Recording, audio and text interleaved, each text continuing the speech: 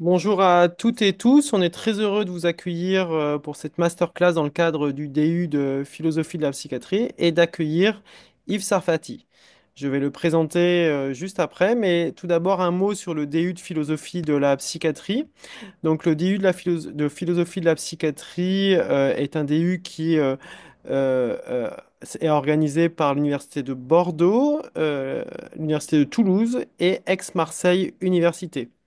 Pour Bordeaux, avec professeur Oacom qui est ici présent, nous sommes co-responsables de la session de Bordeaux, puisque chaque ville a une session.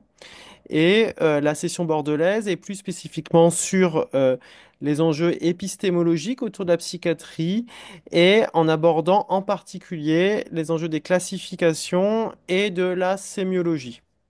Ensuite, à Toulouse, une approche plus phénoménologique avec Tudy Gauzet est proposée pour aborder la psychopathologie phénoménologique. Et à Marseille, avec Michel Sarmolach, une approche de phénoménologie est poursuivie, mais dans une approche interdisciplinaire pour essayer de voir les possibilités d'hybridation de la phénoménologie avec le champ neuroscientifique et avec le champ des sciences sociales. Donc, le DU de philosophie de la psychiatrie a une orientation, n'aborde pas un panorama exhaustif de la philosophie de la psychiatrie qui a un vaste champ, mais propose une orientation, un parcours autour de l'épistémologie, de la phénoménologie et de plus en plus autour des sciences sociales.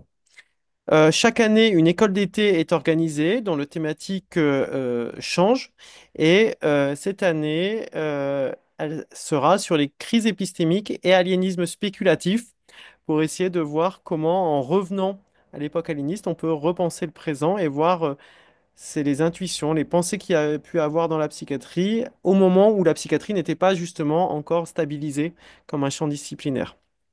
Donc chaque année, l'école d'été essaye d'aborder un thème en marge de la philosophie, de la psychiatrie qui n'est pas encore dans le cadre propre du DU, mais un thème qui gagne à être abordé par la philosophie de la psychiatrie. Donc, ce DU a une page internet où vous pouvez retrouver le programme et puis les conditions d'inscription pour les années suivantes. Concernant les masterclass sont ouvertes au public et ouvertes aux étudiants du DIU, bien sûr. Une place pour les sessions de questions et de discussion est particulièrement donnée aux étudiants du DU, mais la masterclass sont ouvertes au public, tout public. Donc cette année, on a eu un fil tissant les approches de Laurence Kiermaier, de Jérôme Anglebert, euh, aujourd'hui de professeur Sarfati, et en juin, le 12 juin, Jean-Pierre Pierron. Euh, Alexis Revet sera en septembre. Donc, Yves Sarfati est psychiatre, ancien professeur de psychiatrie, praticien hospitalier. Et peut-être qu'il va nous dire un peu un mot sur son parcours qui le maintient en lien avec la psychiatrie, mais aussi les arts. Et vient de publier récemment un ouvrage collectif qu'il a coordonné, Intersubjectivité éco-pensée, aux éditions Douin. Il est l'auteur également de nombreux ouvrages, deux autres ouvrages notamment aux éditions Douin de coordination autour de l'actualité sur le plaisir et un autre sur une éthique du décloisonnement. Donc on remarque déjà une approche interdisciplinaire autour de l'approche de la psychiatrie, mais également une activité d'auteur autour des arts. Donc, ce qu'on va aborder aujourd'hui, c'est cette notion d'intersubjectivité à travers la figure de Vildochet. Et dans son ouvrage, il y a une notion que j'aime bien, qui est l'idée de disséquer euh, l'empathie et l'intersubjectivité. Et je pense que cette idée de dissection, à la fois physiologique, à la fois anatomiste, à la fois esthétique, de comment on va décortiquer les choses, et peut-être quelque chose qui fera le lien, le style de cette approche interdisciplinaire qu'il va nous proposer.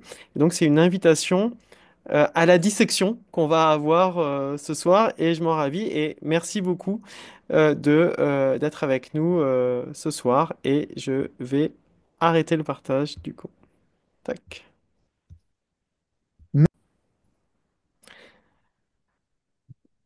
Donc, Bonjour à toutes et à tous. Merci Marc Oriacombe et merci Jean-Arthur, Micoulo, Francky, Jean-Arthur de ton invitation, de votre invitation. Oui, un livre qui vient de sortir, collectif, hein, j'insiste, tu l'as dit, puisqu'il y a des pédopsychiatres, des psychiatres, philosophes, psychologues, euh, j'y tiens beaucoup des analystes de toutes les obédiences, puisque analyse de la SPP, analyse de l'APF et analyste lacanien sont réunis sous une même couverture, ce qui n'est pas toujours donné.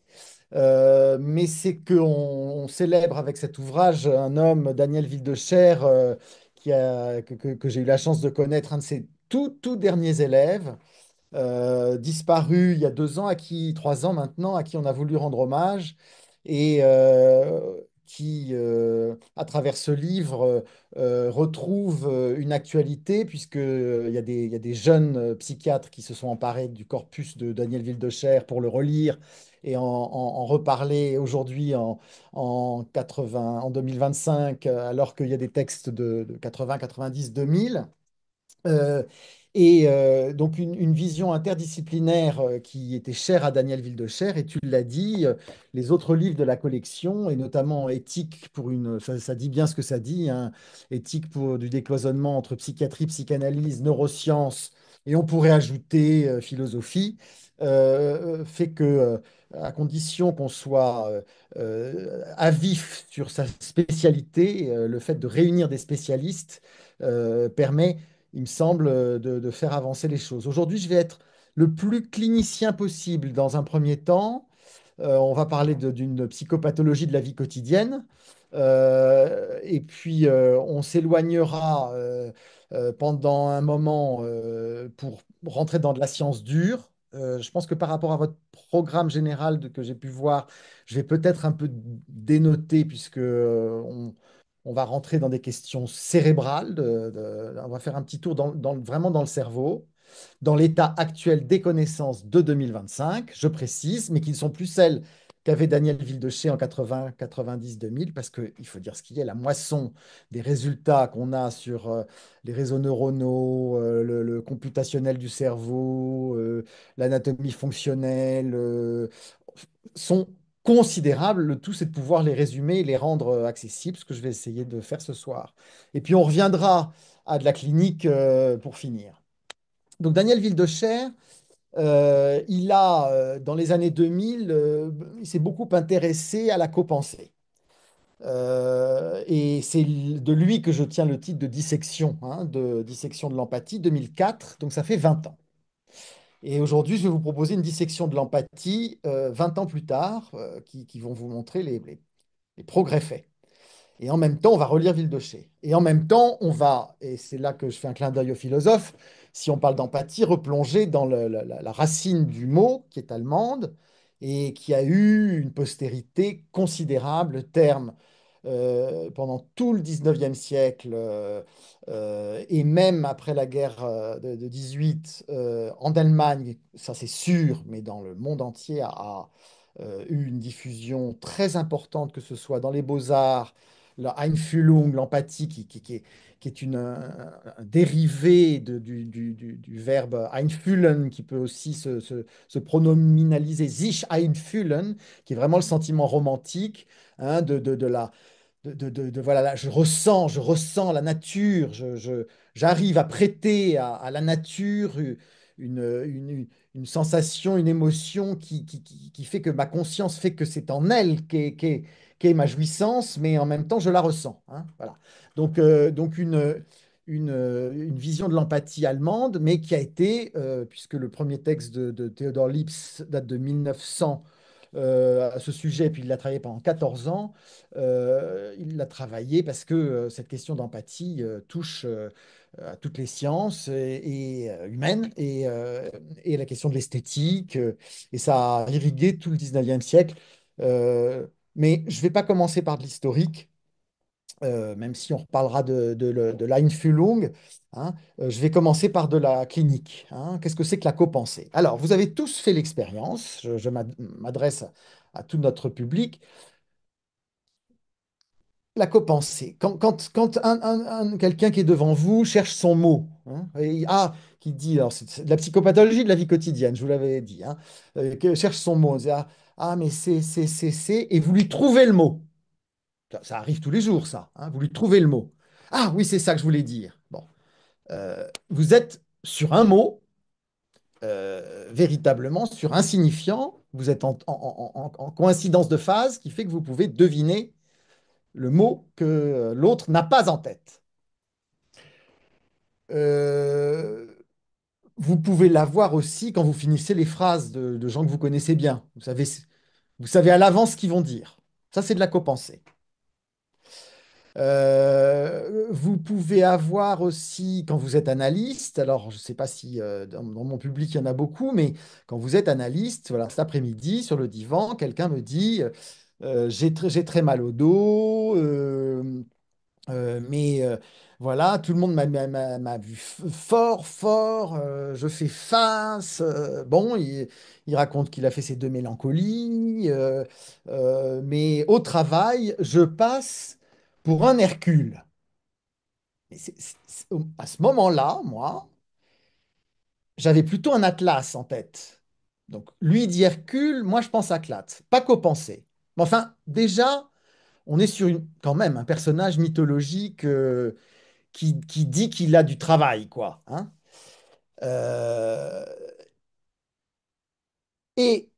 le truc se passe, je laisse parler, et puis à l'occasion d'un moment de suspens, je relance et je lui dis, c'est marrant, vous avez dit Hercule et je pensais Atlas. Ah, il me dit, mais non, mais c'est ça que je voulais dire. Atlas, c'est celui qui a le monde sur son dos, c'est ça? Je lui dis oui. Ah, il me dit, non, non, mais c'est bien Atlas. Voilà. Donc, on était en fait en copensée. C'est-à-dire que une fois encore, comme le mot que vous trouvez à quelqu'un qui ne l'a pas en tête, là, c'est quelque chose dont il n'avait pas le mot, mais dans l'image, hein, la représentation imagée de ce qu'il avait en tête, Atlas. Qu'en pensez? Bon, alors je pourrais en décliner comme ça, vous en avez à profusion. Quand empathie, on va en parler avec le cerveau, si vous voulez bien. On va rester sur le terme copenser, hein. Et je vais donc entrer dans le vif du sujet sur ce que Vildoché a appelé, je vous l'ai dit, j'ai eu la chance d'être un de ses derniers élèves, il disait, vous savez, pour moi, le comble de la copensée, c'est le début de la nouvelle d'Edgar Poe, le double assassinat dans la rue Morgue. Il dit, c'est le comble de la copensée. Et il veut dire par là que c'est un épisode de copensée qui dure 15 minutes. Et évidemment, qui pose tout de suite la question de la télépathie, la transmission de pensée. Alors, j'ai Edgar Poe, les histoires extraordinaires, elles sont là, et je vais vous lire le comble de la copensée. Alors, c'est un personnage, le narrateur, qui rencontre Dupin, hein, le fameux détective d'Edgar Poe, le Dupin de la fameuse lettre volée. C'est le même Dupin, et il est tombé complètement en fascination. C'est la première nouvelle du bouquin. Il est tombé en fascination devant ce Dupin. Personnage extravagant, bizarre, analyste, enfin analyste au sens de peau, c'est-à-dire qu'il arrive à avoir une faculté de décomposer les mouvements mentaux extraordinaires. Et ils se sont enfermés depuis quelques jours l'un avec l'autre parce que voilà, ils sont devenus super copains. Et là, je cite. Une nuit, nous flânions dans une longue rue sale, avoisinant le palais royal. Nous étions plongés chacun dans nos propres pensées. En apparence du moins. Et depuis près d'un quart d'heure, nous n'avions pas soufflé une syllabe. Tout d'un coup, Dupin lâcha ses paroles. Oh, c'est un bien petit garçon en vérité, et il serait bien mieux à sa place au théâtre des variétés. Ah, cela ne fait pas l'ombre d'un doute, répliquai-je, sans y penser, et sans remarquer d'abord, tant j'étais absorbé, la singulière façon dont l'interrupteur adaptait sa parole à ma propre rêverie. Une minute après, je revins à moi et mon étonnement fut profond. Dupin, dis-je très gravement, voilà qui passe mon intelligence. Je vous avoue sans embâche que j'en suis stupéfié et que j'en peux à peine croire mes sens. Comment a-t-il pu se faire que vous ayez deviné que je pensais à... Mais je m'arrêtais pour m'assurer indubitablement qu'il avait réellement deviné à quoi je pensais.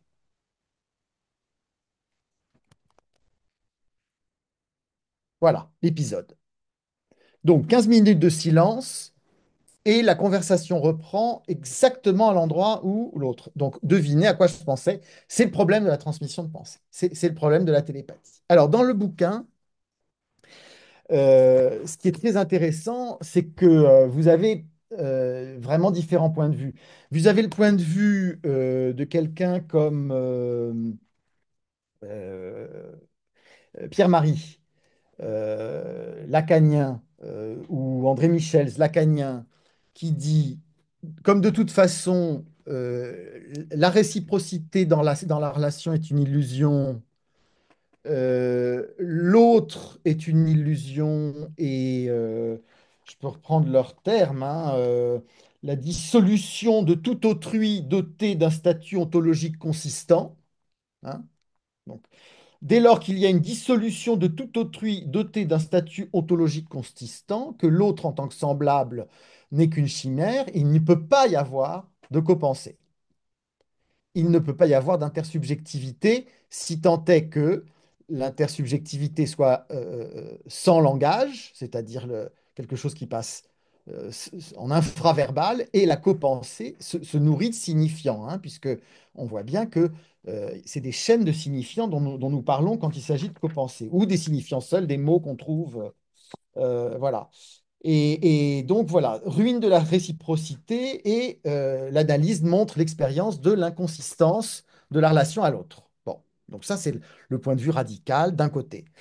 De l'autre, vous avez mon ami Thomas Rabéron, psychologue à Lyon, qui lui travaille sur les phénomènes paranormaux, et qui avance prudemment parce qu'il fait partie de l'académie, puisqu'il est scientifique et donc prof à la faculté, mais il sait bien que dire que la transmission de pensée, c'est quelque chose de généralisé, et que dans certaines hypothèses les plus hardies, nous ne sommes que des antennes qui recevons une espèce de pensée généralisée qui nous permet de recevoir des informations parfois concomitantes d'un bout à l'autre du monde. Vous voyez qu'il y a vraiment des points de vue très différents qui s'opposent en disant, d'un côté, la transmission de pensée ne peut pas exister, et de l'autre, on n'a pas encore découvert, mais beaucoup de choses sont de la transmission de pensée. Bon. Alors c'est pour ça que je vous dis, c'est bien de ne pas se partir à la clinique, parce que quand même, on voit bien qu'à la fois, ça existe, mais c'est ce que Ville-de-Cher appelle des flashs. On est en copensée sur des instants très brefs. Ça ne nous pose pas problème de l'admettre. Mais 15 minutes de silence et vous reprenez exactement le... Voilà. Alors, voilà, copensée, pour Ville-de-Chez, c'est induction réciproque des actes de pensée entre deux sujets et entrecroisement de leur chaîne signifiante. Donc, chaîne signifiante, c'est bien le terme hérité de son passage chez Lacan. Ville-de-Chez est analysé par Lacan. La chaîne du signifiant, bon, qui très bien intervient en tant qu'élément de langage. Induction, ben, c'est le terme repris de Freud quand Freud s'intéresse à la télépathie, hein, puisque dans son article de 21, il dit qu'il ne traite que de l'induction de pensée. De tous les autres miracles que proclame l'occultisme, je n'en ai rien à dire. Or, vous savez qu'on est en pleine période occultiste, hein, du temps de Freud. Ça fait légion, c'est à la mode. On a des tables tournantes, on parle avec les revenants. Hugo, j'en passe, et des meilleurs. Bref, Freud reste le plus scientifique possible, dit l'occultisme et ses miracles, je n'ai rien à dire, mais l'induction de pensée, c'est ce qui m'intéresse. Donc voilà, on est dans une induction réciproque, hein, et acte de pensée, hein. Freud dit induction de pensée, Vildochet dit acte de pensée, car tout Vildochet depuis 90, c'est un modèle de l'action, c'est un modèle où euh, toute la psychopathologie peut être posée en termes d'actes, et de toute façon, la pensée est un acte. C'est un acte sans sortie motrice, mais c'est un acte. Donc, on voit bien la terminologie freudienne, lacanienne, wildesherienne dans cette formule, l'induction réciproque des actes de pensée entre deux sujets et l'entrecroisement de leurs scènes signifiantes. Alors voilà, Dupin, alors non, le narrateur, dites-moi pour l'amour de Dieu la méthode, si méthode il y a. Dites-moi la méthode à l'aide de laquelle vous avez pu pénétrer dans mon âme dans le cas actuel. Ah, je vais vous l'expliquer, dit Dupin. Et pour que vous puissiez tout comprendre très clairement, nous allons d'abord. Alors, trois petits points. Alors moi, je quitte Edgar Poe et nous allons d'abord faire un détour par l'anatomie. Parce que quand même, l'anatomie dicte pas au destin, mais enfin si, d'ailleurs c'est Freud qui l'a dit, mais comme Napoléon, il y a quand même quelque chose d'une géographie qui contraint la pensée. Et s'il y a des philosophes ici, ou des psychologues, Villedoché était l'un et l'autre, parce qu'il avait beaucoup de casquettes, et il disait qu'on ne pouvait pas faire sans l'état actuel des connaissances sur le cerveau. Il faut que ça reste compatible avec ce qu'on sait du cerveau. On peut faire toutes les théories qu'on veut, si c'est extemporané de toute physiologie, c'est absurde. Donc, un détour par l'anatomie. Donc, là, vous avez le lobe frontal du primate, donc ce lobe qui a poussé dans la boîte crânienne, hein, que seuls les primates ont, ce lobe qui a poussé, dans une poussée comme ça, d'avant, d'arrière vers l'avant, et puis comme il y avait la boîte crânienne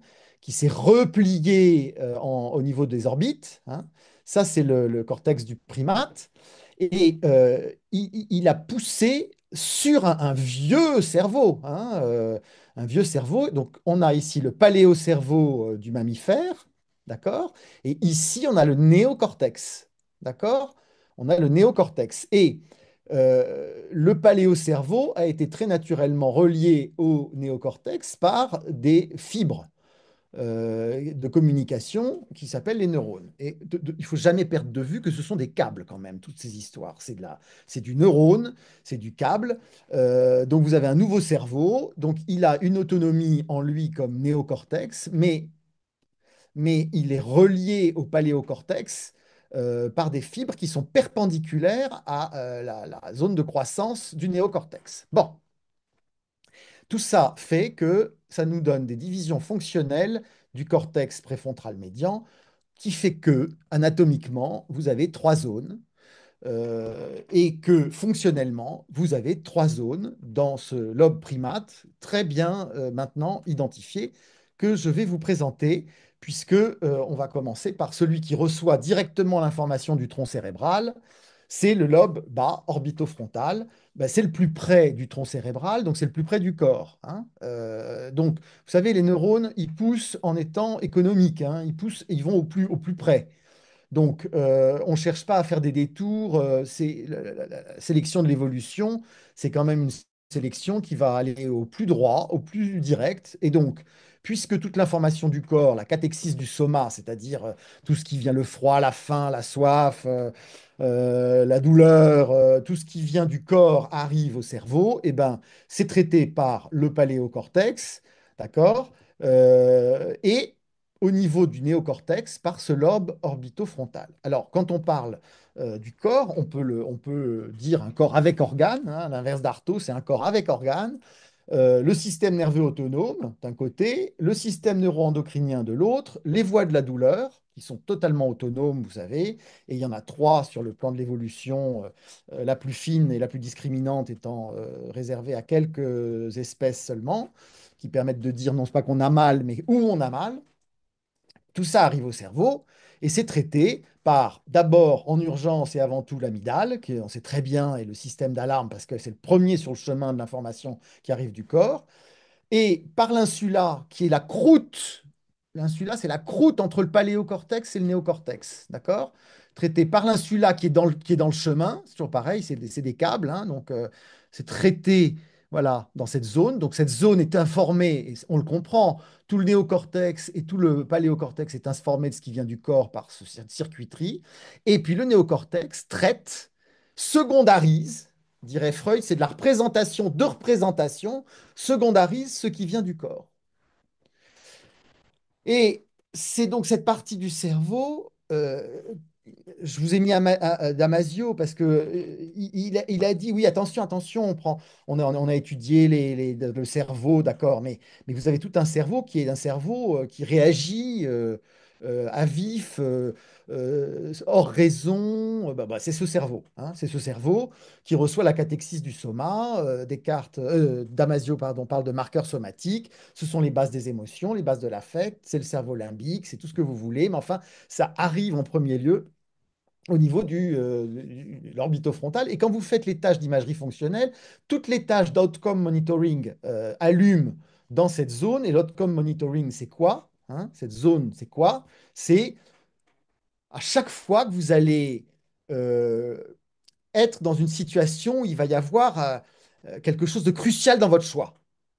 Et qu'est-ce qu'il y a de plus crucial pour le choix que l'état dans lequel vous allez être après avoir fait l'action, puisque tout ça, on est dans un modèle de l'action, c'est pour agir, c'est fait pour faire, hein. Et donc, qu'est-ce que fait cette partie du cerveau? Elle anticipe dans quel état va être le corps une fois qu'il aura fait l'action. Donc, j'ai très envie de faire pipi, je me précipite vers les toilettes. J'ai soif, je prends ma boîte. Je sais que je vais être mieux après qu'avant. Et on va éviter ce qui va procurer du déplaisir. Donc, c'est vraiment une zone qui est très influencée par le plaisir et le déplaisir, hein. Loi de moindre effort, maximum de plaisir, évitement du déplaisir. Parce qu'elle mesure l'état dans lequel vous allez être après avoir fait votre action. Si vous mettez la main sur le feu, vous allez y aller à reculons, ça c'est sûr, parce que vous savez. Bon, voilà, hein. Voilà ce premier tiers de camembert, si je puis dire, du cerveau du néocortex. Voilà, donc c'est le cerveau qui est très chaud chez les joueurs de poker, d'accord? Voilà, hein. Après, vous avez le cerveau volontaire. Alors, je ne vais pas m'attarder parce que ça serait barbant, mais le cerveau volontaire, donc là, vous avez une zone qui correspond à notre camembert supérieur, hein, qui, elle, se trouve au contact de quoi? De tout ça. Cortex prémoteur, moteur, sensorimoteur. Tout ça, c'est le cortex moteur. C'est le cerveau volontaire. Il est volontaire. Pourquoi? Parce qu'il est trois fois volontaire. Il est volontaire parce que vous inhibez plein d'actions. Parce que, il faut inhiber plein d'actions, parce que sinon, on se comporterait comme ce qu'on appelle, paradoxalement, les frontaux. Ben, les frontaux, ils n'ont plus le nœud de l'inhibition de l'action, donc ils font toutes les actions voilà, ils touchent les mains, les fesses des infirmières, ils font des choses pas bien parce qu'ils n'inhibent pas. Bon. Les... on a plein de psychopathologies de ça, hein, le Parkinson, bon. Le cortex prémoteur, il prépare l'action, c'est-à-dire que c'est un programme moteur qui va ensuite être dévolu aux muscles. Alors là, vous avez le go du motoneurone qui vous fait passer le programme moteur de suspendu à exécuter. Paf, ça passe en cortex moteur, coordination motrice, transmission aux muscles volontaires. Donc ça, vous avez toujours le choix. C'est d'ailleurs aujourd'hui que les philosophes placent le libre arbitre, hein. Vous avez toujours le choix d'appuyer ou pas sur la détente, hein. Il y a un acteur célèbre qui a appuyé sur une détente, sur un faux pistolet, enfin qui croyait faux. Il a tué quelqu'un sur le plateau de cinéma. Il avait toujours le choix de ne pas appuyer sur la détente. Il a appuyé sur la détente, ça a déclenché la mort. Donc ça, c'est le go de Lucky Luke, c'est-à-dire je tire ou je tire pas. Vous voyez, j'agis ou j'agis pas. Bon, bah, une fois que vous avez agi, ça passe aux muscles, muscles volontaires, hein. Donc c'est volontaire ici, c'est volontaire ici et c'est volontaire dans les muscles. Les seuls muscles volontaires, c'est les muscles striés. Retour proprioceptif, information de l'action exécutée, comparaison de l'action prévue et de l'action exécutée, comparaison du sens de l'effort et du sens de l'effet par le lobule pariétal. Oui, ça concorde, c'est automatique, on continue l'action, c'est moi qui l'ai faite, il n'y a pas de problème. Si ça mismatch, quand vous faites votre code de carte bleue et que entre ce que vous attendez, c'est-à-dire code bon, et le fait que ça ne s'exécute pas, vous avez mismatch de l'action, vous passez en pleine conscience et vous faites votre code en pleine conscience. Sinon, vous ne faites que faire un geste moteur, sans avoir conscience des chiffres. Bref, voilà le système de l'action. Alors, évidemment, cette zone-là, quand vous faites des études d'analyse en imagerie, c'est toutes les tests, les tâches d'action monitoring puisque c'est, une fois encore, c'est la zone la plus proche du système moteur, d'accord, dans le cerveau. Donc le cerveau volontaire, c'est un livre très important, puisque c'est celui qui arrive à donner un résumé. Je vous ai mis les Odile Jacob, parce que c'est de la bonne vulgarisation. Ça, ces livres-là sont bons. Vous avez donc un système superviseur attentionnel des fonctions exécutives qui se charge, lui, de contrôler le faire, l'action, mais avec une toute autre mécanique, c'est-à-dire il va s'occuper de planification, de résolution des problèmes nouveaux, de tout ce qui est apprentissage, détection de ce qui est saillant pour l'action, sélection stratégique, organisation, hiérarchisation des buts, puisque vous avez des actions complexes qu'il va falloir hiérarchiser. Bon, lui, il, il est au service comment dire, du corps volontaire, qui est capable d'exécuter ce qu'il veut, de la volonté. Donc, vous voyez qu'on a déjà deux parts un cerveau volontaire qui est froid, puisqu'il est au service des muscles, et les muscles au service de cette... Et puis un cerveau volantique chaud qui réagit à chaud sur les émotions, sur l'intuition, Voilà.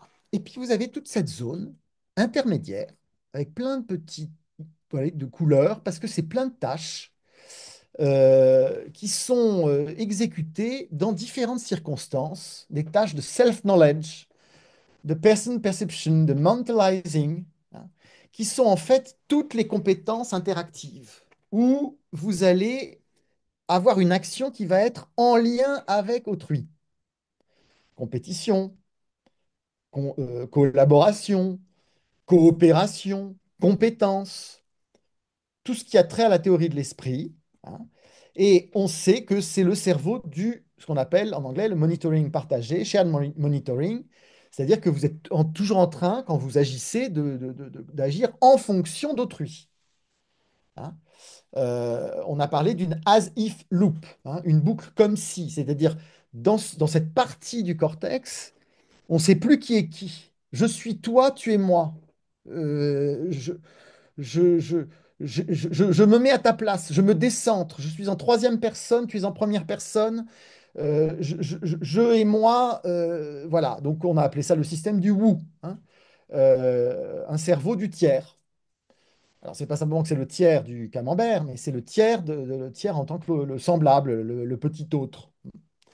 Et donc ce cerveau, il a cette capacité de réflexivité, cette relation de symétrie de boucle qui permet de se retrouver en l'autre. Et alors là, vous avez une pléthore, et là j'ouvre le débat pour tout à l'heure, puisque vous avez une pléthore cliniciens, psychanalystes scientifiques de gens qui, constatant ça, ont essayé de trouver des mots pour le décrire. Winnicott avec l'interplay, la condivision des états mentaux chez le mécanisme interprétatif interpersonnel, l'autre en soi, soi dans l'autre, l'autre virtuel, le spectre d'identité, le désir d'intersubjectivité de Daniel Stern, la pulsion de partage de Georgiev, etc., etc., etc. Alors, je suis d'accord, on pourrait nuancer, ça ne recouvre pas. Mais alors là, vous comprenez quand même que je vous fais un truc qui est sur le plan épistémologique assez culotté, puisque je vous mets des psychanalystes en face d'une région cérébrale. Alors, je fais des sauts considérables, mais c'est surtout que je vous dis que d'une part, ça fait longtemps, de longue date, qu'on essaye d'écrire au mieux cette manière d'être en l'autre avec l'autre, hein. Le mieux, c'est encore Roussillon, hein, le jeu de l'entrejeu. Le jeu de l'entrejeu, voilà, on essaye de le saisir en permanence, hein, surtout quand on est des cliniciens. Bon. Mais il y a bien une fonction tierce qui va avoir, puisque c'est entre les deux autres zones, une fonction aussi de modulation. Ben oui, quand un gamin, euh, vous le savez très bien, tombe par terre parfois, quand il est 5, 6, 7 ans, il regarde l'adulte pour savoir s'il doit avoir mal, pour savoir si c'est grave ce qui se passe. Donc, il y a une modulation qui intervient des états somatiques par inférence des états mentaux d'autrui. Donc ça a une grande fonction d'apaiser notamment, et c'est tout le jeu de la mère bébé, hein, d'apaiser tout ce qui arrive du soma. Donc ça nous fait trois cerveaux en compétition en permanence. Que quand vous devez agir. Vous agissez sous le contrôle volontaire, vous agissez sous le contrôle d'un tiers, l'autre en vous, sans parler de celui qui vous regarde, hein, avec toute la psychopathologie de la persécution. Bon. Et vous avez le cerveau limbique chaud. Donc vous voyez, on se demande pourquoi il n'y a pas plus d'actes manqués. Parce que tout- chaque acte est une compétition.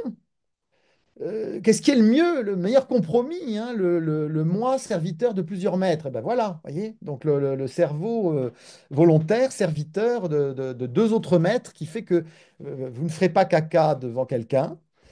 Pourtant, c'est une action qui va vous soulager et que vous savez faire, puisque vous savez agir vos sphincters. Mais s'il y a un tiers, ça ne se passe pas comme ça, et ainsi de suite.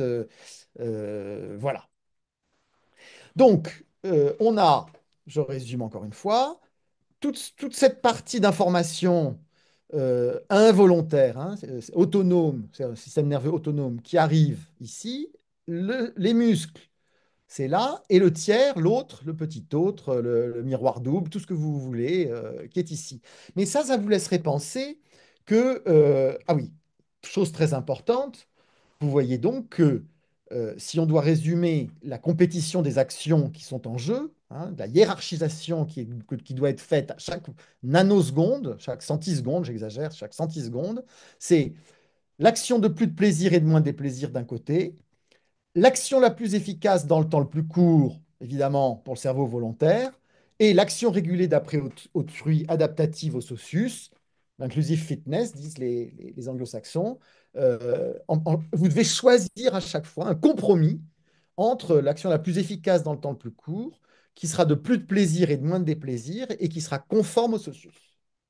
Et on s'étonne qu'il n'y ait pas plus d'actes manqués parce que on est dans des compétitions finalement assez infernales. Donc, compétition euh, qui laisse entendre qu'il n'y aurait qu'une zone qui soit avec un effet de résonance avec autrui. Mais non, en fait, on sait aujourd'hui que vous avez une capacité de résonance du tiers qui dépend, qui est intégrée au système volontaire, c'est les fameux neurones miroirs, c'est la synchronie mimétique.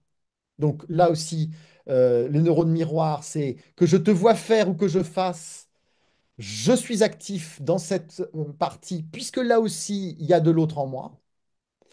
Et dans le dernier tiers, il y a aussi de l'autre, puisque la contagion empathique, c'est que vous avez bien des ressentis, non pas seulement de ce qui vous vient du corps, mais du corps des autres, puisque là encore, un enfant qui tombe dans la cour de récréation, c'est son copain qui n'est pas tombé qui va pleurer. Donc vous avez bien des contagions empathiques qui fait que vous avez des effets de réverbérance aux trois niveaux, hein. Trois niveaux de réverbération en miroir, la mimicry au niveau moteur, la perspective taking au niveau du tiers et le sharing of feelings au niveau affectif. Donc on ne cesse d'être dans l'autre. Bon, c'est un truisme de le dire, hein, mais là, les sciences et surtout les sciences de l'intersubjectivité aujourd'hui nous permettent de voir que je commence par être le même avant d'être moi-même, hein. Il y a l'idem précède l'ipsé, hein.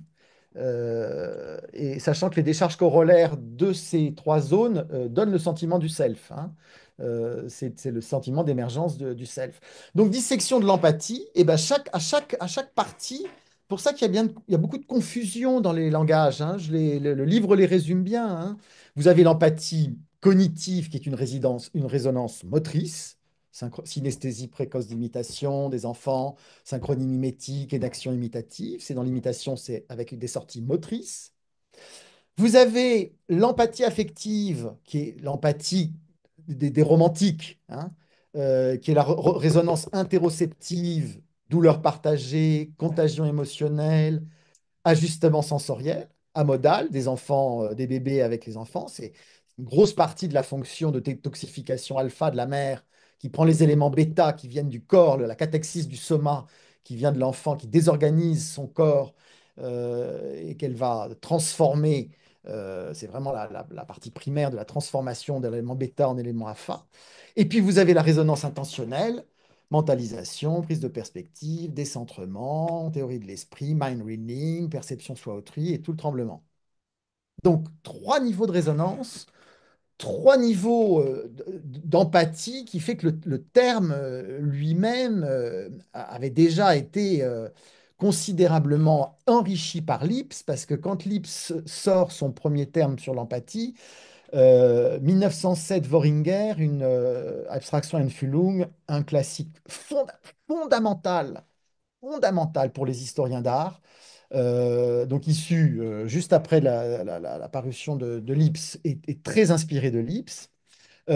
Kandinsky, 1910, hein, qui ne cesse de citer Lipps, puisque Kandinsky comme Kupka disent l'art de demain, c'est de transmettre quelque chose de l'artiste à travers du non formel, à travers de l'informe, c'est la naissance de l'abstraction, puisque c'est à travers l'abstraction que la télépathie communielle de demain va faire en sorte que les arts seront reçus voilà, comme ça.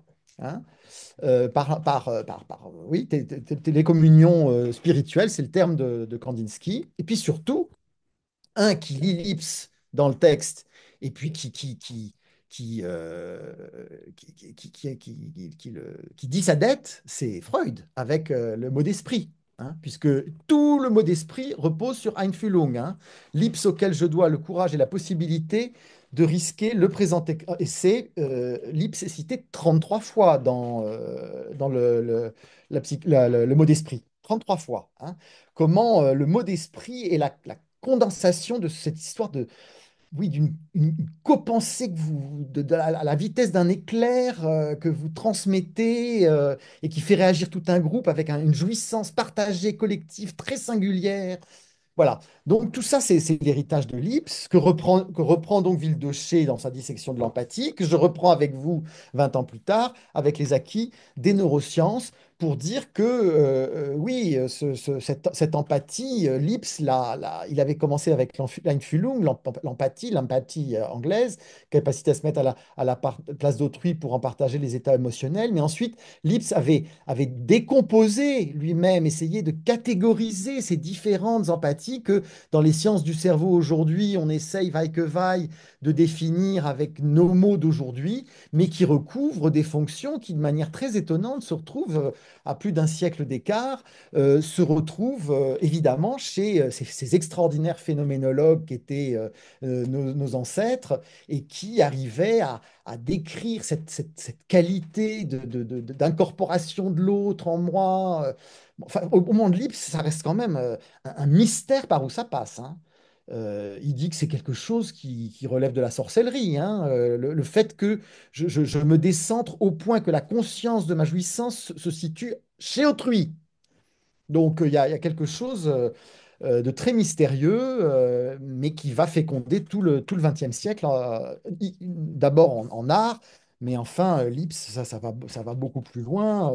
Lipps, vous le retrouvez vraiment partout. Euh, et j'avance vers la fin. J'ai encore 10 minutes. Oui, d'accord. Avant la discussion. Bon. Donc, attendez que je reprenne. Euh,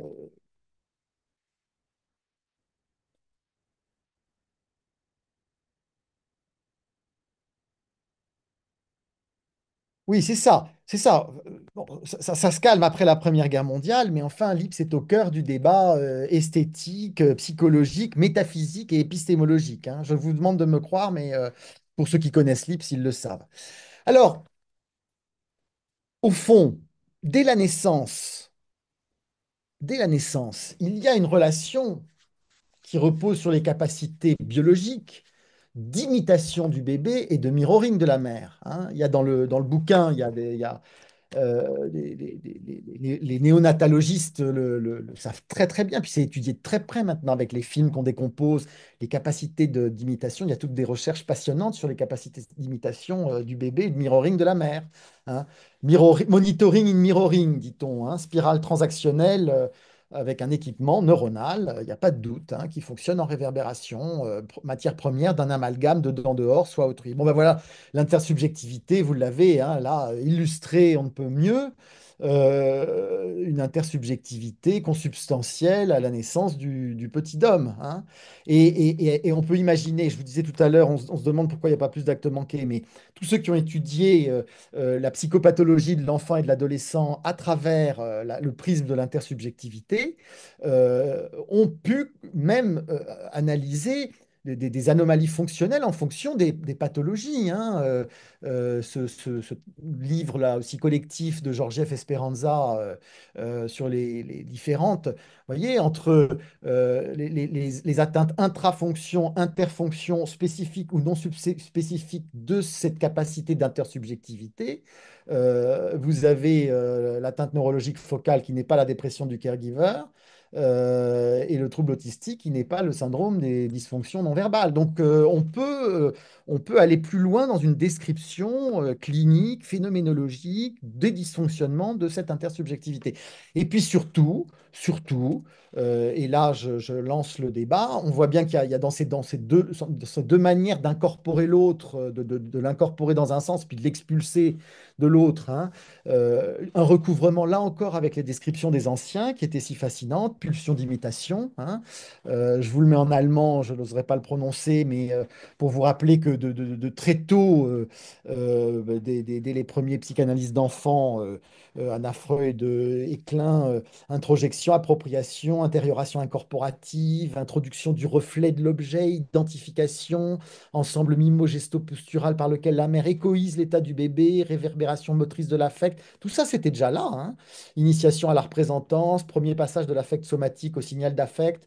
Bon, tout ça, c'était déjà là avec d'autres termes. Donc, c'est pour lancer le débat que je vous mets ça, parce que je pense que certains ne seront pas d'accord pour dire que ce ne sont pas des synonymes, tout ça. Mais justement, après, on peut rebattre les cartes. Et puis, dans l'autre sens, hein, la pulsion d'expression, le processus de défense primaire contre le potentiel de déplaisir de cette introjection, intériorisation qui fait qu'il y a réaction en chaîne, en face, hein, négativation, clivage, évacuation, rejet primaire, projection, exclusion, répulsion, destruction de l'objet, excorporation, décharge, les mots sont légion, hein. Ensemble mimo-gesto-postural par lequel le bébé écoït son état interne et conduction dans l'action, hein, de sa déplaisir, frustration. Pousser à l'emprise, ça c'est évidemment Freud, hein, pousser à l'emprise à laquelle l'endommagement de la satisfaction des besoins ou l'anéantissement de l'objet sont indifférents. On est capable de détruire le sein qui nous nourrit, hein, dans ces moments-là, et auquel la mère répond par un ajournement, hein, et c'est la naissance de l'ajournement de la pulsion, et au-delà du principe de plaisir. Voilà. Alors vous allez me dire comment est-ce qu'on peut revenir quand même. Là, on parle plus de langage depuis un moment, on parle plus d'empathie, on parle plus que de dissection de l'empathie et le langage, parce que je parle plus de langage là, je parle même de bébé avant le langage. Alors oui, le langage. Alors c'est une toute autre affaire. Je ne vais pas rentrer dans le détail du cerveau du langage. Il y a en vert le cerveau Broca, en rose le cerveau de Wernicke, en rouge le cerveau occipital, c'est-à-dire des afférences oculaires, c'est-à-dire le cerveau qui lit. Donc le bébé commence par entendre des sons ici au niveau de la zone primaire, auditive primaire, donc des phonèmes qui sont décodés par des neurones qui ne traitent que les fréquences sonores, les syllabes, les plosives, les fricatives, voilà, une analyse discriminante des sons sous la forme de phonèmes. Puis les morphèmes se forment, les morphèmes, et ça s'agrège en des unités de plus en plus grandes. Ça donne l'air de Wernicke, compréhension du langage. Donc ça, c'est les premières années. Puis, prononciation du langage, l'enfant se met à parler, ça rejoint les zones motrices avec l'articulation pharynx, larynx, diaphragme, lèvres, dents et toute cette coordination motrice qui permet de prononcer le langage, c'est les zones moteurs. Et puis à 6 ans, il apprend à lire, donc ça passe par le lobe occipital. Voilà. Ce qu'il faut retenir de ça, c'est que c'est l'exception, je vous ai dit, les neurones, c'est des câbles qui fonctionnent par proximité, sauf le faisceau arqué. Parce que le faisceau arqué, c'est un faisceau qui doit relier l'aire de compréhension avec l'aire de prononciation. Il faut qu'il y ait un transfert de compétences, puisque l'enfant commence par entendre le langage, après il faut que ce soit transféré au cerveau qui prononce, au cerveau volontaire. Donc il y a le faisceau arqué. Donc il y a une boucle articulatoire qui passe par le retour proprioceptif des muscles de langue-lèvres. Donc ça, c'est la première boucle. Et puis vous avez une boucle phonologique, puisque quand vous parlez, vous vous entendez. Donc vous avez une boucle articulatoire, une boucle phonologique. Et ben, la pensée, c'est la même chose, mais en mémoire de travail, hein, la mémoire, ce qu'on appelle la mémoire tampon, mémoire buffer. C'est une computation prémotrice sur fond de système symbolique qui fait que vous êtes dans la pensée entre articulation et phonologie. Mais ce qui est sûr, c'est qu'il y a du signifiant, il y a du langage. Alors, la méthode Dupin, ben, la méthode Dupin, ce sera ma conclusion. Il lui dit, il est peu de personnes qui se soient amusées, sauf les psychiatres, hein, et les psychanalystes, et les philosophes, et les psychologues, peu de personnes qui se soient amusées à remonter le cours de leurs idées et à rechercher par quel chemin leur esprit était arrivé à certaines conclusions. Il parle de l'associativité, hein. Cette occupation est pourtant pleine d'intérêt, et celui qui l'essaye pour la première fois est étonné de l'incohérence et de la distance immense en apparence entre le point de départ et le point d'arrivée. Oui, c'est-à-dire que le cheminement par associativité, on sait très bien qu'une séance d'analyse, on est passé par 36 bâtons rompus, hein. J'allais dire 36 chandelles, oui, mais alors des chandelles à bâton rompu, hein. C'est ça le cours des idées, le cheminement de l'esprit. Donc ça, ça, c'est de la générativité associative. Bon, donc il s'intéresse, Dupin, à la générativité associative. Très bien. Et il lui dit, à quoi vous avez pensé. Vous avez les anneaux principaux de votre chaîne, on va dire c'est drôle parce que Dupin utilise le terme lacanien, hein, de chaîne signifiante, hein. Alors voilà, il lui donne sa chaîne signifiante. Chantilly, Orion, le docteur Nichols, Épicure. Ouais, ce qu'il faut dire, c'est que je sais pas, ton entretien Allô? était au ralenti. Non, On a une interférence. c'est intégré à la clôture, donc ça va rajouter, Parfait, merci.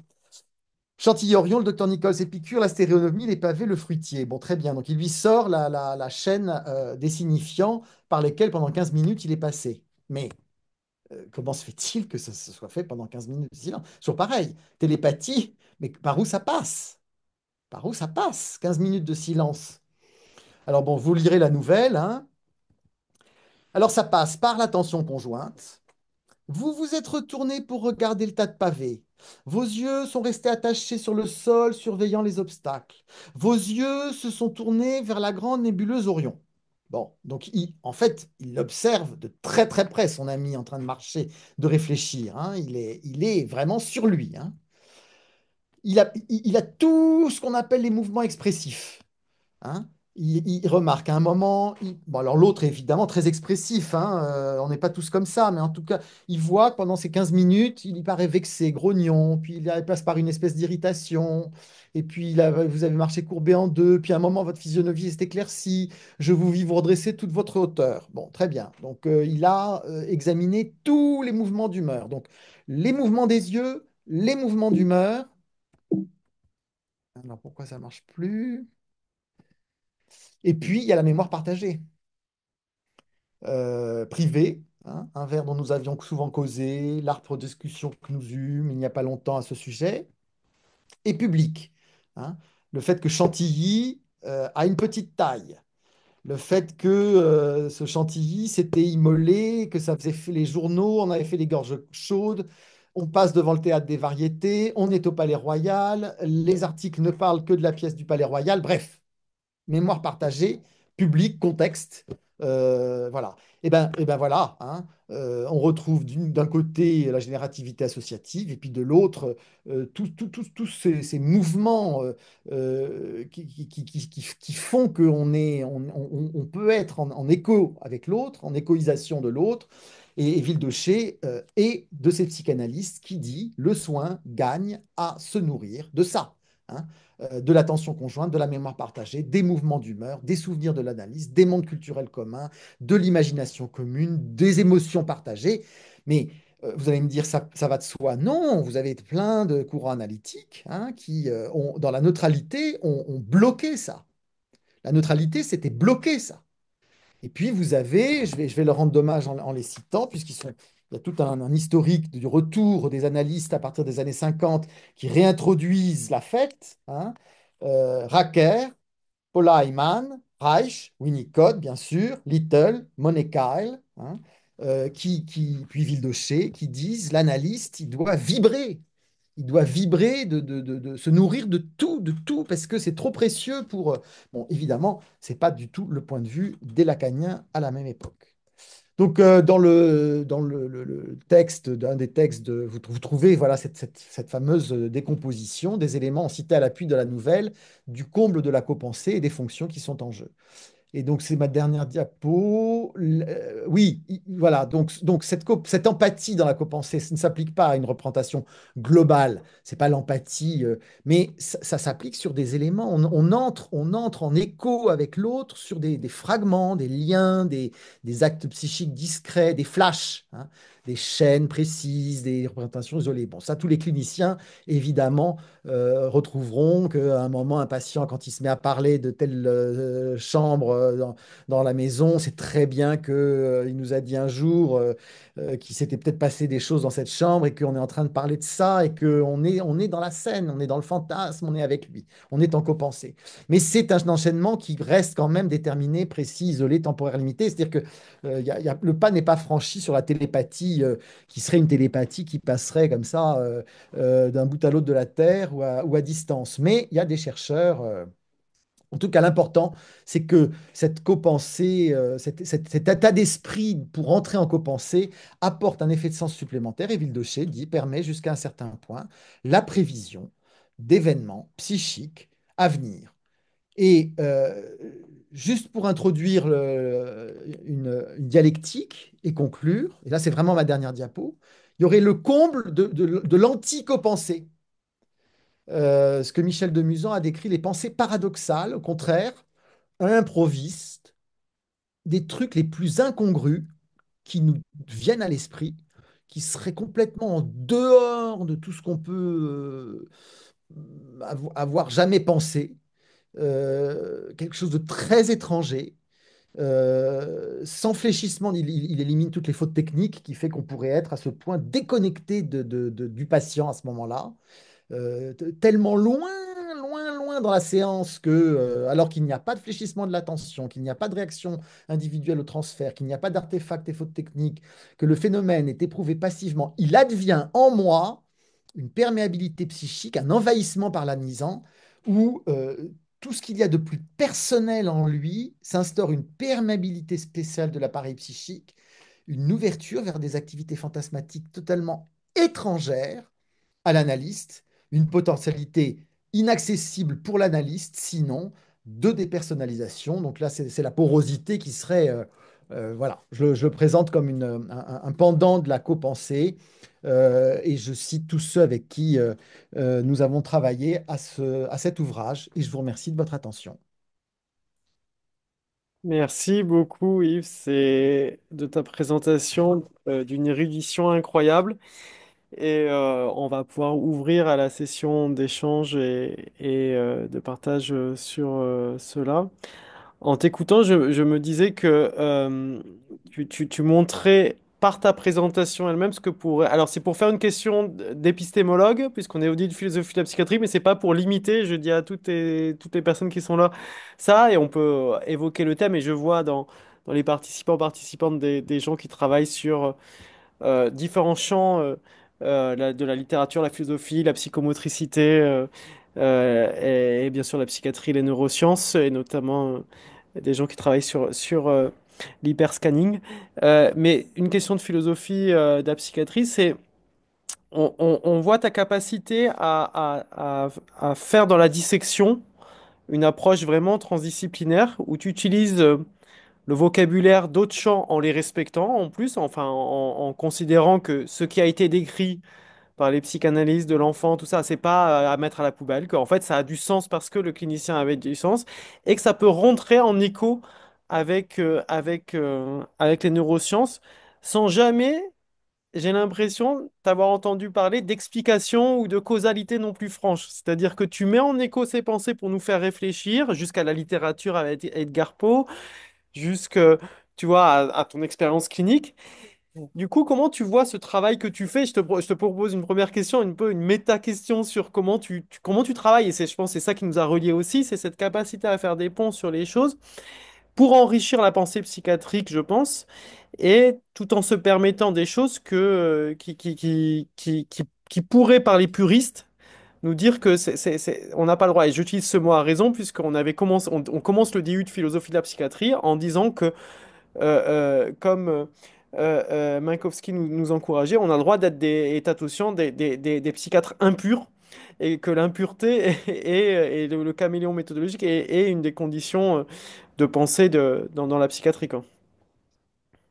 Alors, je n'aurais pas l'impudeur de Oh parler, non, parler de moi si ça n'était pour répondre le plus précisément à ta question. Mais c'est ainsi que j'ai envie de répondre et je salue tous les anonymes, en tout cas, enfin non pas anonymes parce qu'il y a leur nom, mais ce serait quand même sympa de voir quelques visages, plus que quatre ou cinq, ça ferait vraiment, vraiment plaisir. Euh, moi, je suis arrivé en psychiatrie. euh, euh, il y avait eu la scission du mi-temps du siècle, des années 50. Merci tous ceux qui apparaissent. Ah ben voilà, plein de gens. Super, bonjour. Euh, la psychanalyse, premier demi-siècle, ça naît en 1900, ça atteint son acmé en 50, hein. Traitement universel voilà. La révolution des psychotropes 50, 52, 50. La deuxième moitié du siècle de la pharmaco. La guerre entre le cerveau dur qui découvre les synapses, qui découvre les molécules, qui découvre la puissance de traitement de nos médicaments et qui rabaisse la psychanalyse, qui a eu ses débordements et ses excès. Donc moi, j'arrive à un moment où c'est vraiment très, très frontal, hein. Les services sont scindés, on ne se parle pas. Et je vois un bonhomme qui est Vildoché d'accord. qui, lui, parle toutes les langues et son DEA, ça s'appelait un DEA à l'époque, fait venir de tous les horizons et ça parle ensemble. Mais moi, j'ai toujours comme en plus familialement, il y a une sorte de tradition de réconciliation et de mission que je porte transgénérationnelle, je pense que ça s'est aussi appliqué aux disciplines, hein, pour une éthique du décloisonnement, qui fait que j'ai été très motivé. Alors, comment c'est possible de prendre des places différentes? Bon, moi, je suis quand même passé d'abord par les neurosciences. J'ai été un psychiatre chercheur à l'INSERM et un des pionniers de l'imagerie cérébrale puisque avec l'équipe de Jeanne Roux à Lyon, on envoyait nos patients schizophrènes faire les premières PET scans à l'oxygène tricier où il fallait cavaler pour transformer l'oxygène en oxygène radioactif pour le mettre, l'injecter. Bon, après, les méthodes ont été. Mais c'était un boulot de monstre pour essayer d'avoir des premières imageries fonctionnelles de la théorie de l'esprit et d'essayer de voir comment ça. Voilà, donc ça, c'était ma première carrière, neurophysiologie des comportements avec Christopher Fries que je rencontre à ce moment-là à travers Vildoché, qui lui est un neuropsychologue pareil, qui essaye de reprendre les choses à partir des états des sciences du cerveau, psychologie du cerveau. Et puis je démissionne. Tu n'es pas sans savoir que je suis un prof défroqué, donc je quitte tout ça, j'abandonne tout. Je garde la clinique, bien sûr, et je reviens à l'enseignement par la suite, mais à un moment, j'abandonne tout. Et j'avais déjà fait une première analyse, puis une deuxième, j'entame une supervision, une carrière de psychanalyste. Et donc, je me retrouve ensuite à un âge où j'ai eu vraiment les deux pieds dedans à fond pendant 12 15 ans, tu vois. Donc, ça me permet aussi peut-être de parler d'une place où de l'intérieur, enfin, j'ai vécu la pratique de ces deux, psychanalyse et neurosciences, et psychiatrie au contact des patients. Bah, merci beaucoup. Alors bien sûr, la parole est ouverte. Pendant que tu fais ton cours, je vois Frédéric Joncheray que de l'école de psychomote où je travaille, je me disais que ton approche, elle serait super pour la psychomotricité qui cherche un cadre intégratif comme ça, parce que le corps en psychiatrie, on arrive à le mettre de côté, même si c'est une question de voir comment on le remet. Mais eux, ils peuvent pas le mettre de côté puisque c'est leur pratique. Et il manque d'un cadre interprétatif, j'allais dire, et théorique, intégratif, comme tu le proposes. Là, je pense qu'on diffusera ta vidéo aux étudiants de psychomote aussi, Frédéric, si tu as eu la même idée que moi. Mais je fais de la télépathie avec Frédéric, là, j'essaye. Mais en faisant de la Vous télépathie avez tous tellement, ensemble. tellement de mémoire partagée que voilà. Alors Ouais. c'est moins facile d'être en échoïsation synchronique physique quand il n'y a pas de visage. Mais Ouais. merci à ceux qui ont allumé et je suis preneur de vraiment tout débat. N'hésitez pas à allumer votre micro, du coup, si vous souhaitez poser une question ou une remarque. Est-ce que Oui, je vais, pardon. oui? Ouais, top, Frédéric? Oui, alors c'est pas évident de prendre la parole effectivement quand on est au loin comme ça. Mais oui, je rebondis sur ce que Jean-Arthur dit et mais merci aussi pour votre exposé. Alors moi, ça me parle énormément puisque je suis psychomotricienne, je travaille en psychiatrie périnatale. Donc j'observe toute la journée des bébés en permanence avec des mamans où justement vous parliez de spirale transactionnelle, vous parliez ben de cette co-pensée où justement ça ne se met pas en place, ou en tout cas il y a quelque chose qui dysfonctionne et qui ne crée pas justement cet écho, cet échange dans les premiers liens, l'instauration des premiers liens. Et je suis malheureusement témoin de ce dysfonctionnement, de comment ça ne se met pas en place. Justement, cette spirale transactionnelle ne prend pas ces tours de parole. Enfin voilà, il y a le bébé est face à une mère, le still face. Vous voyez, une mer froide en fait qui ne renvoie pas, qui ne fait pas écho. Donc là, Bion, bah voilà, les éléments bêta sont pas traduits. Enfin, on arrive dans oui, ça m'évoque toujours une froideur ou alors une fusion. Quelque chose qui ne se décolle pas. Alors, soit il n'y a pas, soit il y a. Donc, j'assiste de manière assez brutale. Enfin, je trouve que c'est toujours très violent de voir ces bébés face à ces mères, soit dans le trop, soit dans le rien. Et ça me parle d'autant plus que par ailleurs, dans ma démarche personnelle, je fais aussi une psychanalyse. Donc j'ai aussi, vous avez cité à la fin Michel de Musan. Ça m'évoque, enfin cette copensée m'évoque autre chose de Michel de Musan. Il a théorisé sur la chimère. Vous avez parlé de la chimère à un moment donné. Voilà, cette espèce d'entité créée entre l'analysant, l'analysé. Je ne sais pas si vous connaissez voilà, c'est quelque chose qui m'a beaucoup, enfin, qui me parle beaucoup et enfin, dans le cadre de ma propre analyse et aussi bah, dans les relations transférentielles, enfin, tout ce qui peut se passer, le transfert, le contre-transfert, dans la relation de soins. Ah oui. Et je suis content que vous prononciez ces termes parce que moi, je ne les ai pas utilisés. Et je pense que, voilà, dans transfert contre transfert, là encore, il y a des analystes qui ont nié le contre-transfert, des analystes qui ont dit le contre-transfert et le transfert, c'est pareil.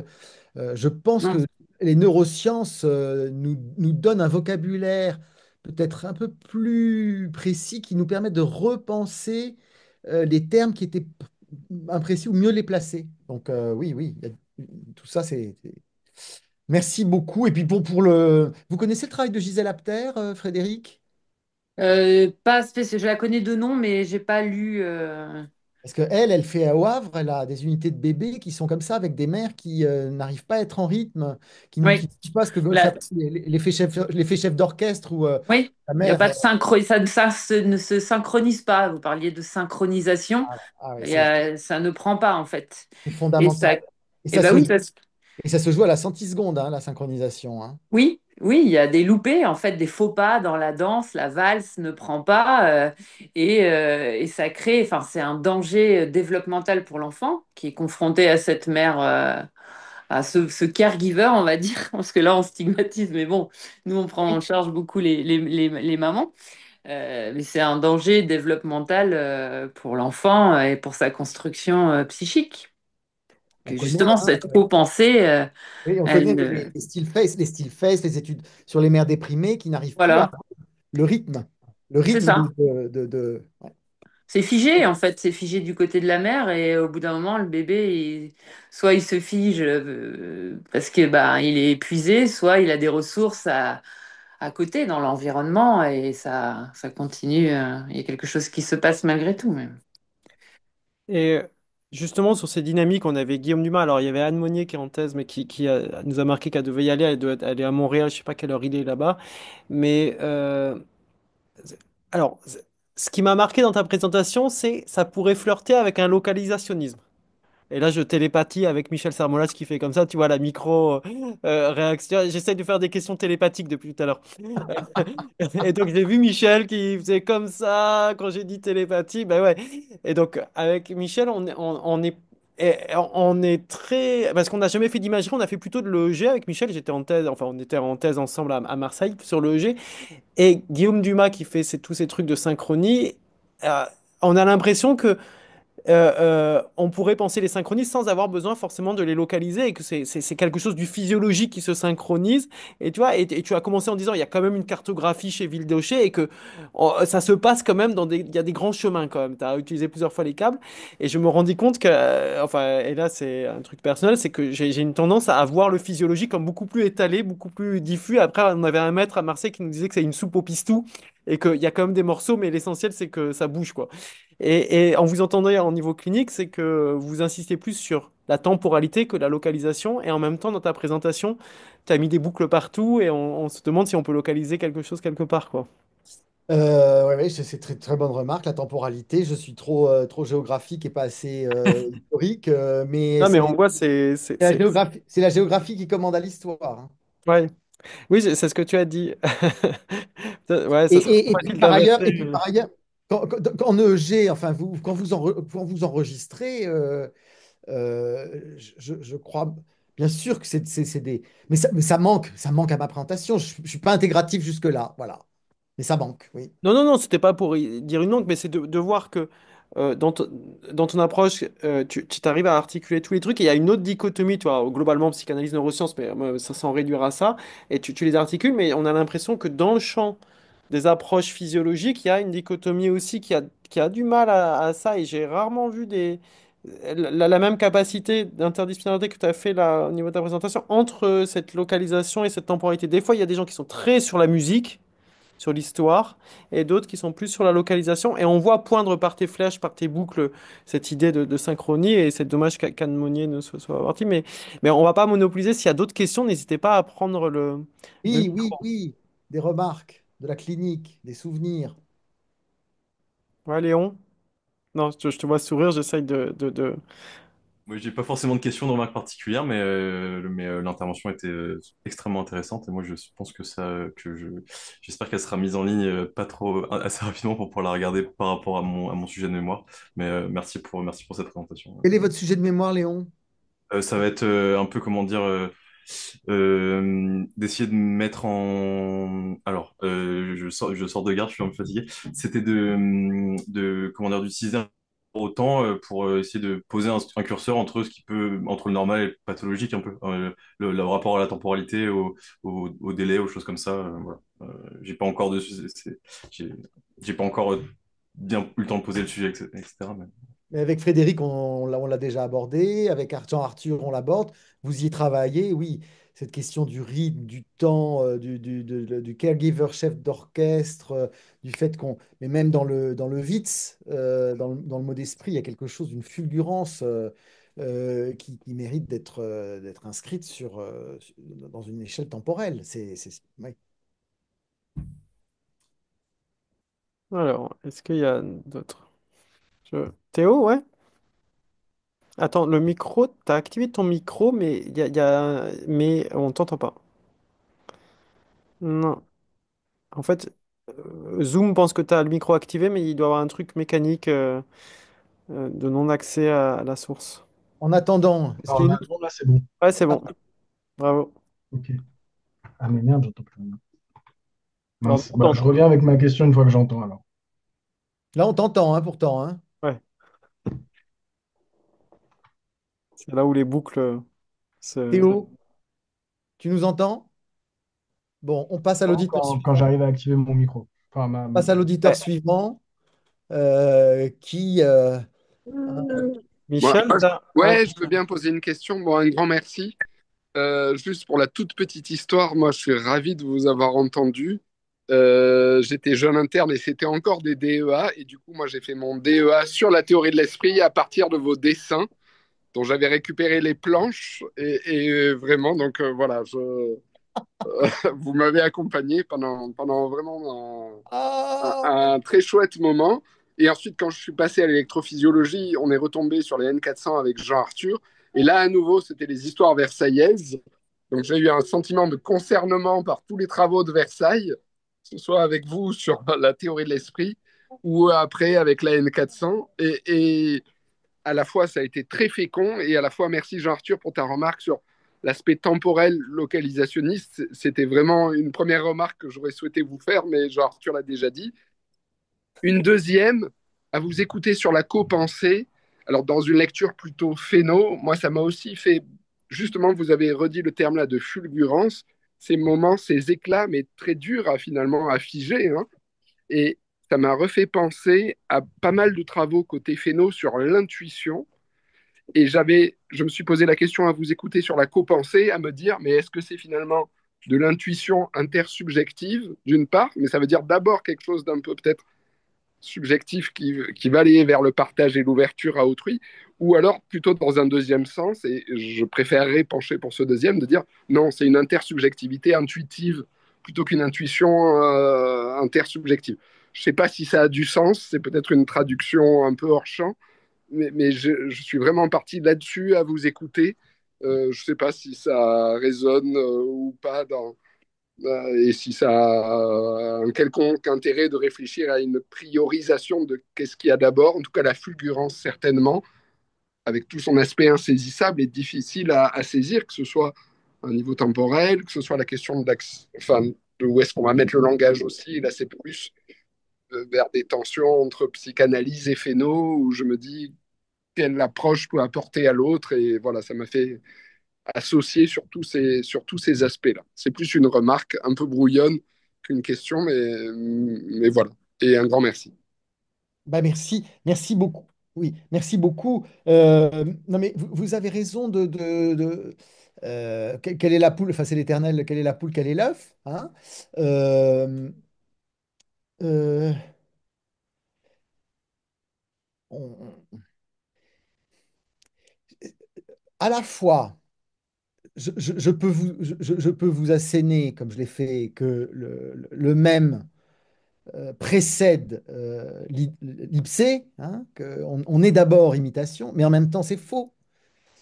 C'est faux puisque tous, tous ceux qui sont parents, tous ceux qui travaillent avec les bébés savent que le bébé a son caractère. Il a, il va exprimer quelque chose qui n'appartient qu'à lui, qui n'appartient pas à ses congénères, frères, sœurs, fratries, qui fait qu'il va le singulariser, qui fait que donc il n'imite personne en ce sens. Et du coup, c'est sûr que de donner la primeur à cette espèce déjà d'acquis qui fait qu'ils ont déjà une personnalité, on dit, enfin, ces bébés, ils ont déjà une personnalité, alors que ils ont pas de langue, pas de langage, pas de synchronicité motrice, pas de coordination, pas de...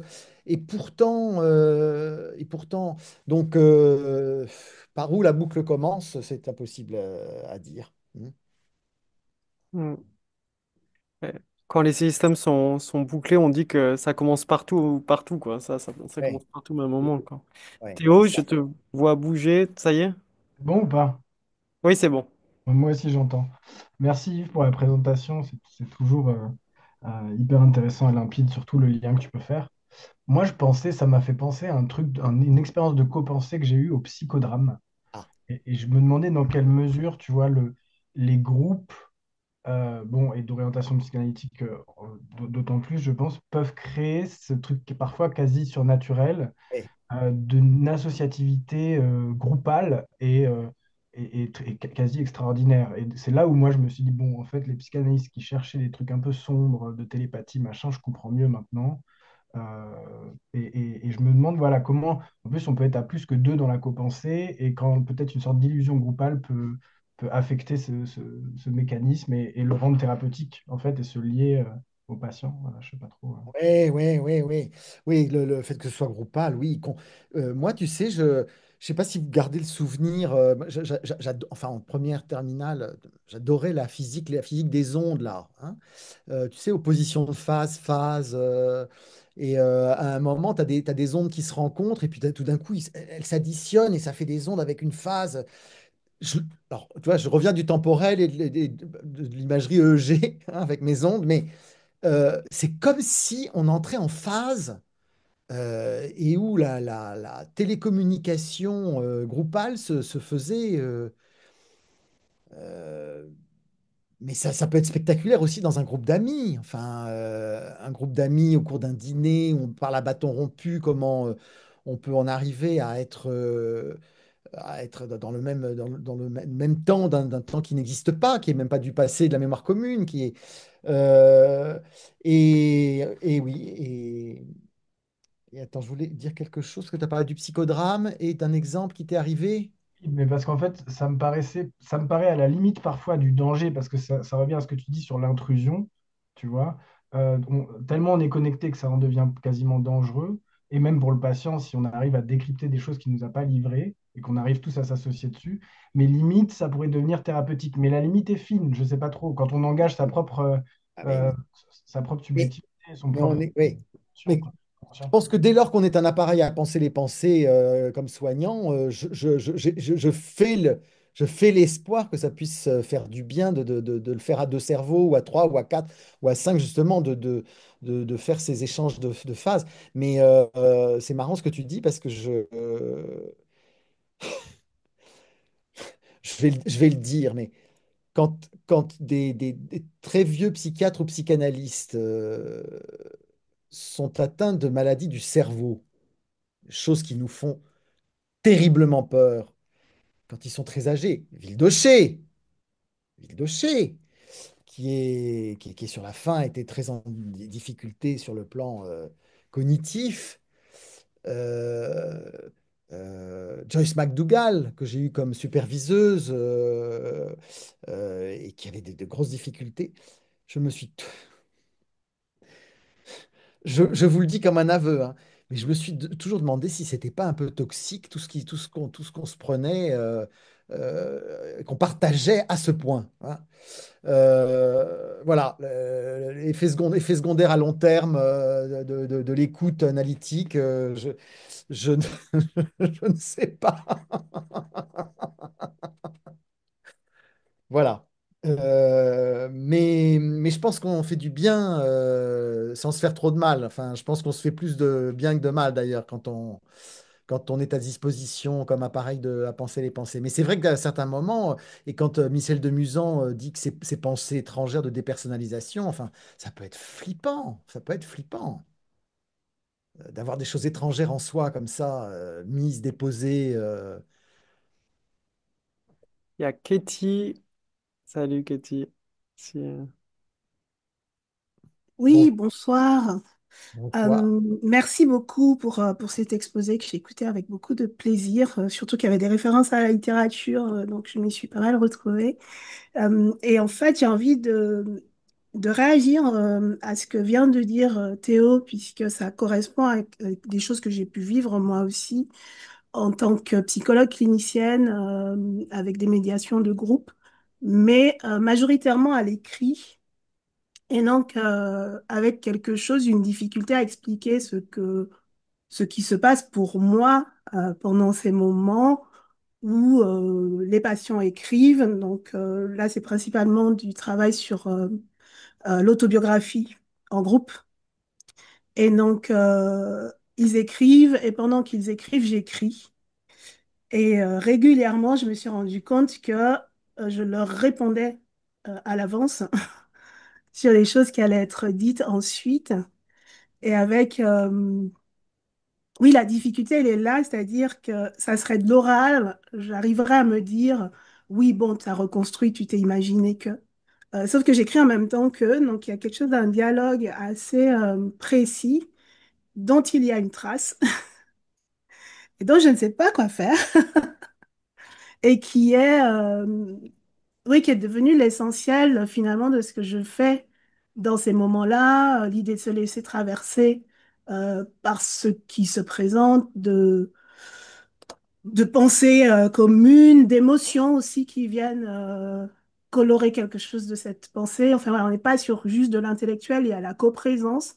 Je ne suis pas sûre que ça marcherait comme ça si je faisais ces mêmes médiations à distance, mais il faudrait tester, je ne sais pas. En tout cas, voilà, c'est cette idée d'être dans un bain comme ça, où on commence par se synchroniser. Donc, il y a tout ça qui est dans le dispositif. On se, on se met ensemble, en fait. On se trouve un langage, on se trouve un endroit. Et une fois qu'on est posé à cet endroit, ils écrivent, j'écris et j'ai envie de dire, en fait, je suis écrite. Parce que ce que j'écris à ce moment-là ne correspond pas nécessairement à ce que j'aurais écrit par ailleurs toute seule, quoi. Voilà. C'était juste ce témoignage-là et quelque chose, une joie d'entendre que je ne suis pas complètement timbrée ou alors on est plein. Non, loin de là. Merci de votre témoignage, Katie. Et je reprendrai en relançant avec le terme de Théo tout à l'heure, un peu. Théo, tu disais, tu as utilisé le terme de sombre parce que ça peut faire peur. Katie, vous le disiez aussi, ça peut faire peur. Euh, euh, mais c'est aussi notre métier de toujours se poser des questions sur ce qu'on est sur ce qu'on est en train de faire. Donc, par moments, ça réjouit, par moments, ça inquiète, par moments, ça effraie. Moi, surtout sensibilisé, plongé dans la co-pensée, l'intersubjectivité depuis 2 ans, préparation du colloque, des actes, publication du bouquin. Figurez-vous que je me suis demandé, je me suis demandé, bon, comme analyste, personne ne sait rien de ma vie, évidemment. Bon, enfin, évidemment, non, ça va pas de soi. Personne ne sait rien de ma vie. Eh bien, j'ai 3 patients. Je suis en train de songer à une maison de campagne. Bon, trouver une maison de campagne. J'ai 3 patients qui cherchent une maison de campagne. Comme ça les a pris. Je me je me demande quelle influence j'ai pu avoir. Non, mais on ne peut pas ne pas se demander quelle influence. Si peut-être que dans mes rêveries, sûrement j'y pense très fort, voilà, quel effet ça a. Et puis pour vraiment, pour compléter ce que je viens de dire, hein, Thomas Rabéron, Clinique des expériences exceptionnelles, c'est chez Duno. Donc c'est ce prof de Lyon, hein, qui est très courageux, je trouve, parce que justement, les chapitres, c'est la solution paranormale, état modifié de conscience et hallucination, les abductions. Les abductions, c'est les gens qui sont enlevés par les extraterrestres, hein. Télépathie, clinique de l'intersubjectivité primaire, les sorties hors du corps, clinique de la réflexivité, les expériences de mort imminente. Voilà, et c'est en fait quelqu'un qui a une expérience clinique extraordinaire parce qu'il avait ouvert une consultation où il a reçu, grâce à des réseaux que les psychiatres ne voient jamais, dans le réseau des rebouteux, etc., il a reçu des personnes qui acceptaient de venir parler des situations de coups qui frappent au mur chez eux, où les cliniciens arrivent, son équipe arrive, et essaye de donner toutes les solutions rationnelles au problème. Donc, il a des patients vraiment, quand il vous raconte sa patientèle donc, à l'unité de recherche aussi, qui est la sienne à Lyon, vous êtes épaté de voir qu'on on ne voit pas, nous psychiatres, le quart de la moitié de choses voilà, qui restent parfaitement inexplicables. Des rêves de gens qui se réveillent avec la personne morte à distance. Enfin, ça, c'est le cas le plus fréquent. Voilà, des choses comme ça. Voilà. Les rêves prémonitoires, c'est fréquent aussi par moment. Voilà, mes rêves prémonitoires avec la méthodologie scientifique qui permet de dire vraiment qu'il n'y a pas eu de reconstitution a posteriori et que voilà. Donc c'est très impressionnant. Ouais. Tu sais, ça me fait associer sur aussi la clinique un peu du déplacement transculturel où on doit se déplacer et en termes de croyances aussi. Et finalement, les choses inconnues peuvent être celles qu'on ne connaît pas du patient, quoi, l'inconnu. Donc ça me fait penser à ça, le fait de peut-être qu'il a dû énormément juste se déplacer de ce qu'il croyait lui-même, de ce qu'il pouvait croire lui-même, ce prof de Lyon. Merci beaucoup en tout cas pour cette référence. Il se trouve que j'ai découvert ce collègue il y a 2 semaines, donc on va continuer. Incroyable. Un exemple d'anticipation en fait antérieure. Est-ce qu'il y a d'autres remarques Moi, si vous pouviez me donner une ou deux expériences auxquelles ça vous a fait penser, Mais, comme Oh, voilà. Théo, je vous, Etty. Rosalie et oui, Hugo qui ont activé leur micro, je vois. mais je Oui. vous écoutais justement en parlant des rêves. En vous écoutant, de me rappeler. Je me posais la question, est-ce qu'on peut associer le rêve à la pensée, à ce phénomène de copensée? Parce que je pense à ces rêves il y a, par exemple, 3 semaines. On s'est rendu compte avec une personne dont je suis proche, mais à 100 kilomètres d'intervalle, qu'on avait pensé à un rêve, mais avec deux protagonistes, et un scénario vraiment troublant de ressemblance, alors qu'on n'avait pas du tout parlé par le passé de ces protagonistes, de ce phénomène. Et voilà, je me posais cette question du lien entre la copensée et le co-rêve. Alors, il y a toute une méthodologie maintenant pour bien qualifier, parce que il y a plein de faux positifs hein, dans les rêves qu'on fait à deux. Il y a plein de faux positifs qui sont des constructions qu'on fabrique en même temps qu'on se parle. Et une fois qu'on a éliminé ça, la méthodologie existe. Il reste, oui, des choses inexplicables. Hugo, j'avais vu que tu avais activé le micro. Oui, alors déjà, merci, c'est du miel pour les oreilles. J'adore tout ce que vous avez dit. Je suis vraiment admiratif de tout ce travail. Et en fait, je me suis fait la réflexion dans ma pratique, je suis psychologue, que c'est beaucoup plus simple d'éprouver cette empathie et cette co-pensée lorsque je me sens proche du patient que lorsque je peux avoir un contre-transfert plus neutre, voire négatif.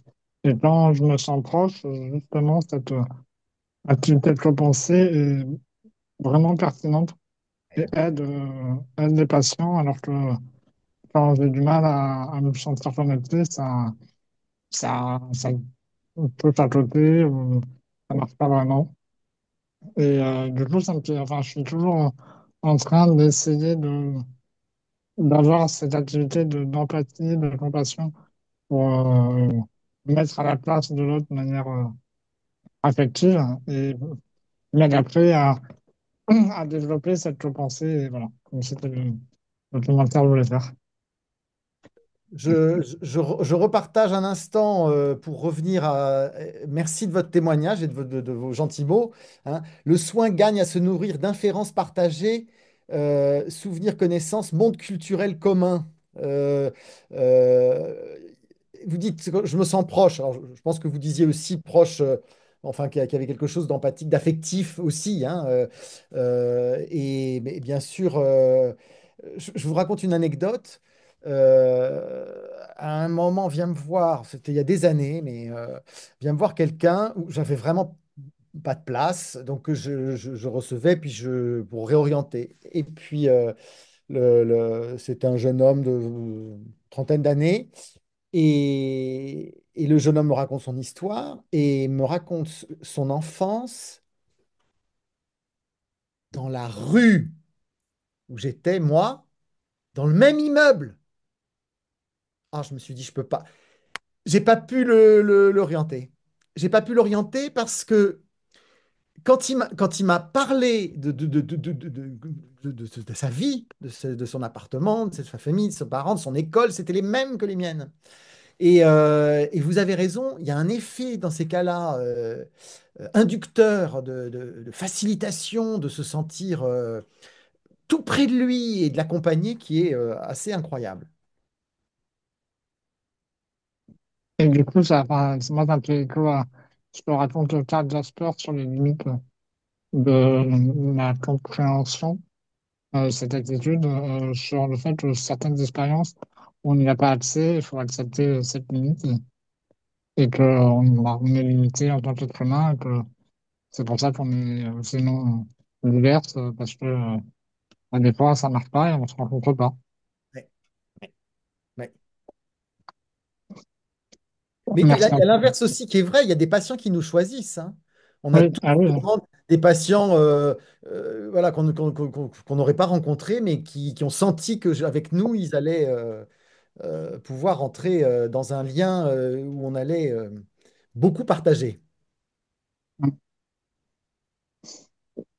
Alors, on s'approche doucement, je pense, de la fin sur ceux qui ont les caméras ouvertes. Alors, c'est pas pour nommer un Samy, mais il reste toi si jamais tu as une question, mais c'est pas une obligation. Et- Merci Jean-Arthur. Non, j'ai pas de questions, j'ai uniquement des remerciements. Euh, et pardon, je la vois un peu cassée par contre. Je vais juste m'arrêter ici. Alors, Mais ouais, vas-y, vas-y. une dernière remarque par rapport à ce qu'on était en train de dire avec Hugo, c'est ça? Oui. Oui. Je reviens au transculturel. Quel boulot! Quel boulot! Quelle ouverture il faut de justement, c'est l'inverse de celui qui a grandi dans mon immeuble et qui est allé dans mon école comme patient. C'est comment avoir des connaissances communes quand on est très étranger l'un à l'autre, au point de ne pas parler le même langage. C'est beau comme travail et ça montre que ça surmonte des obstacles qui n'existent pas ailleurs. Enfin, je sais pas, oui. tu veux que... Oui, enfin, moi, ça me fait penser aussi quand quand je me suis formé en thérapie familiale.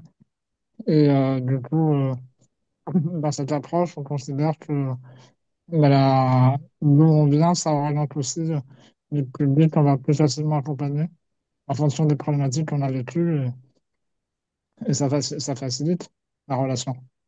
Parce qu'on comprend de l'intérieur. Bon, après, trop proche, comme le Oui, disait, c'est ça. hein, trop proche, après, c'est un patient sur lequel on a le coup de foudre au premier rendez-vous, on va l'orienter, hein. C'est ça, c'est ça. Faut pas être trop proche non plus. C'est juste au milieu. Euh, Betty? Oui, c'était juste pour réagir sur la question de la ressemblance, parce que c'est une question que je me pose régulièrement, à qui je ressemble. Il y a beaucoup de gens qui ont des réponses sur à qui je ressemble, qui ne sont pas exactement les mêmes que les miennes. Et je trouve ça intéressant aussi de faire preuve de créativité sur où sont nos ressemblances.